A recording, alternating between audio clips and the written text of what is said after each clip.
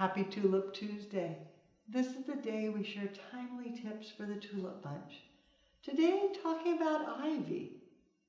It's so wonderful, but to take care of it, if you fill a tub with water, add a splash of the DCD,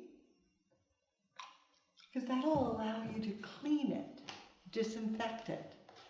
Then take each stem and place it in. Let it sit. You want to let it sit for about an hour. After that hour, it will have drank in. It is also cleaned. Then take a plastic bag. Place that in the bag and then store it in your floral refrigerator. And it will last and last and last. Now you know how the pros do it.